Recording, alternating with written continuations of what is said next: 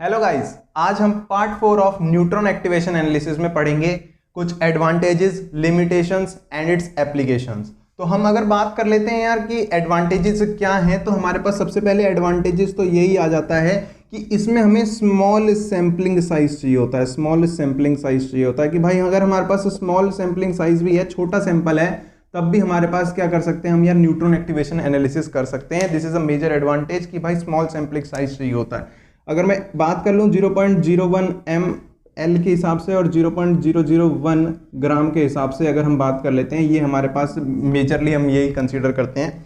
तो हमारे पास क्या है, स्मॉल सैम्पलिंग साइज चाहिए होता है। फर्स्ट एडवांटेज हो गया हमारे पास सिंपल तरीके से। आगे हम बात कर लेते हैं, सबसे मोस्ट इंपॉर्टेंट मार्क करेंगे भाई, सबसे मोस्ट इंपॉर्टेंट मार्क करेंगे, it is a non destructive technique भाई। It is a non destructive technique for the analysis.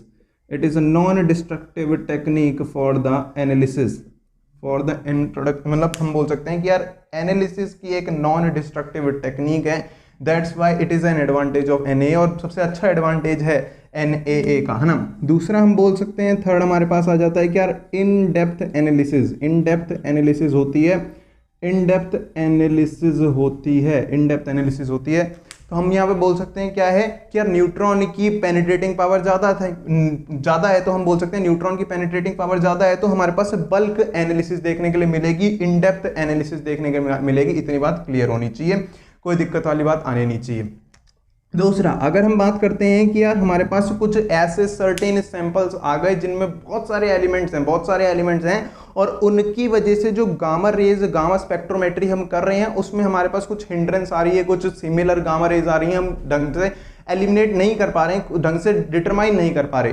उस टाइम हम क्या बोल सकते हैं यार कि हम RNAA भी लगा सकते हैं, that is radio chemical neutron activation analysis. This is also an advantage कि हम बोल सकते हैं कि जो एलिमेंट्स हमें कंसीडर करने हैं उसको हमने गैदर कर लिया, जो चीज़ हमें इंटरफेयर कर रही थी हमने उसको रिमूव कर दिया है। इतनी बात क्लियर होनी चाहिए। तो दीज आर द 4 मेजर, सबसे मेजर है हमारे पास ये नॉन डिस्ट्रक्टिव एनालिसिस है। इतनी बात ध्यान रखना है कि यार स्मॉल सैम्पलिंग साइज चाहिए होता है, नॉन डिस्ट्रक्टिव एनालिसिस है, इन डेप्थ एनालिसिस कर सकता है, RNA जब हमारे पास कुछ हिंड्रेंस आ रही है या कुछ ढंग के रिजल्ट्स नहीं आ रहे हैं, कोलैप्स कर रहे हैं, तो हम बोल सकते हैं RNAA भी परफॉर्म कर सकते हैं। तो these are the advantages of NAA।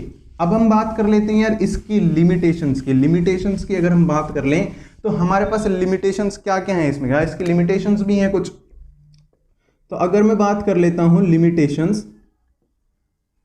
Of NAA, limitations of NAA की अगर मैं बात कर लेता हूं तो यार ये टाइम टेकिंग प्रोसेस है। कैसे एक्सप्लेन करेंगे भाई टाइम टेकिंग प्रोसेस को? फॉर एग्जांपल मैंने बोला था कि यार हमारे पास रेडियो एक्टिव आइसोटोप बन जाता है जिसका हम डिके लाइफ चेक करते हैं, डिके पाथ चेक करते हैं, हाफ लाइफ पीरियड चेक करते हैं। फॉर एग्जांपल हम मान लेते हैं यार कोई एलिमेंट है जिसका हाफ लाइफ मान लेते हैं 0.5 सेकेंड ही है, पर कोई एलिमेंट है जिसका हाफ लाइफ मान लो कि यार 2 साल है, तो ये थोड़ी ना हम यूज कर पाएंगे कि यार 2 साल रुकना पड़ रहा है। तो बेसिकली हमारे पास क्या होता है यार, डीके पीरियड की वजह से हमारे पास ये टाइम टेकिंग प्रोसेस हो जाता है। अगर हम ये डिफाइन थोड़ी ना कर सकते हैं, इसकी हाफ लाइफ हम मैनिपुलेट ही नहीं कर सकते, इसकी खुद की प्रॉपर्टी है वो। तो अगर वो डीके हो रहा है 2 साल में तो वो हो रहा है, उसकी खुद की प्रॉपर्टी है। तो that is why it is a time taking process. इतनी बात क्लियर होनी चाहिए।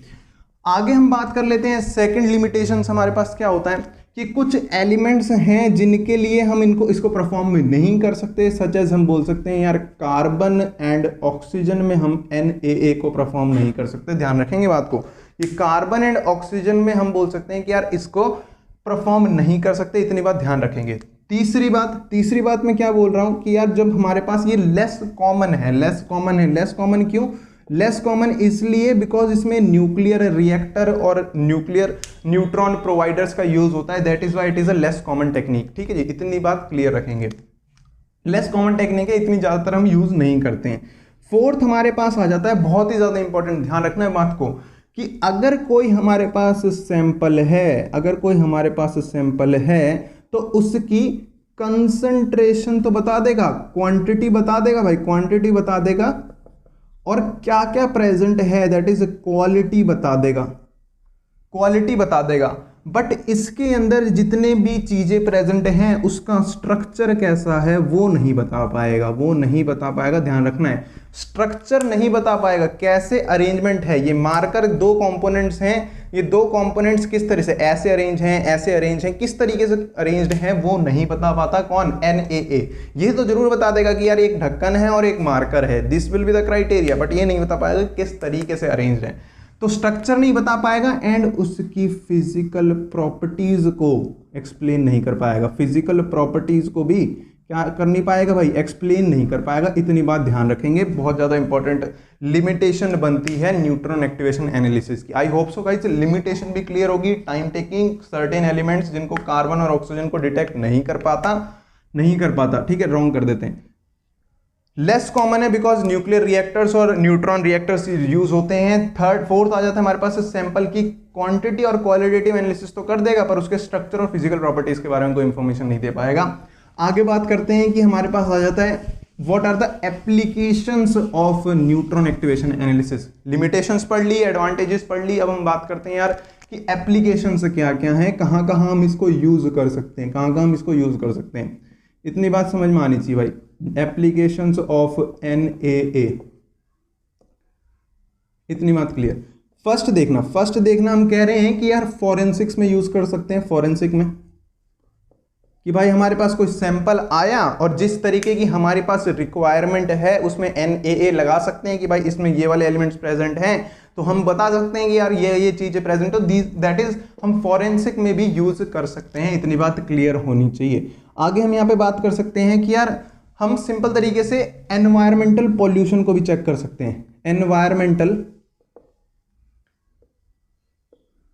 पॉल्यूशन को भी चेक कर सकते हैं। एनवायरमेंटल पॉल्यूशन को भी चेक कर सकते हैं। इतनी बात क्लियर होनी चाहिए। एनवायरमेंटल पॉल्यूशन को भी चेक कर सकते हैं। आगे हम यहाँ पे बात करते हैं कि यार एनवायरमेंटल पॉल्यूशन हो गया, फॉरेंसिक एस्पेक्ट्स हो गई, कुछ सर्टेन कंपाउंड्स में कुछ सर्टेन एलिमेंट्स की concentration, that is determination of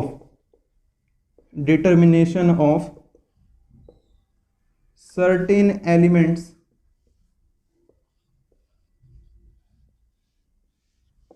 in compounds. Fourth मैंने बोला भाई कि NAA जो है वो एक नॉन डिस्ट्रक्टिव टेक्निक है, नॉन डिस्ट्रक्टिव टेक्निक है फॉर द एनालिसिस। तो हम इसको क्या बोल सकते हैं? हिस्टोरिकल आर्टिफैक्ट्स में, एलिमेंटल एनालिसिस में हम बोल सकते हैं। हिस्टोरिकल आर्टिफैक्ट्स की अगर मैं बात करता हूं उसमें एलिमेंटल डिटेक्शन करने के लिए भी हम यूज कर सकते हैं। बिकॉज क्या है, सैंपल में कभी हार्म तो करेगा ही नहीं करेगा, बिकॉज नॉन डिस्ट्रक्टिव है। इतनी बात क्लियर होनी चाहिए। ये अच्छा है, इंपॉर्टेंट कंसेप्ट है कि भाई हिस्टोरिकल आर्टिफैक्ट्स में भी हम इसको यूज कर सकते हैं, न्यूट्रॉन एक्टिवेशन एनालिसिस को। एक जर्नल फैक्ट है इसके बारे में कि यार इन जर्नल, जैसे बेसिकली अगर हम मेजरली देखें तो ये 74 एलिमेंट्स को डिटेक्ट कर सकता है। 74 डिफरेंट एलिमेंट्स को डिटेक्ट कर सकता है, ठीक है जी। 74 डिफरेंट एलिमेंट्स को डिटेक्ट करने की एबिलिटी किसके पास है? हमारे पास न्यूट्रॉन एक्टिवेशन एनालिसिस के पास। तो ये हमारे पास कुछ बेसिक एप्लीकेशंस आ जाती हैं, such as in forensic, environmental pollution, determination of certain elements in a compound. फिर हमारे पास हिस्टोरिकल आर्टिफैक्ट्स में हम यूज कर सकते हैं, और 74 एलिमेंट्स जनरली ये हमारे पास क्या कर सकता है? डिटेक्ट कर सकता है। तो हमारे पास ये लिमिटेशंस में, एडवांटेजेस में और फॉरेंसिक एप्लीकेशंस में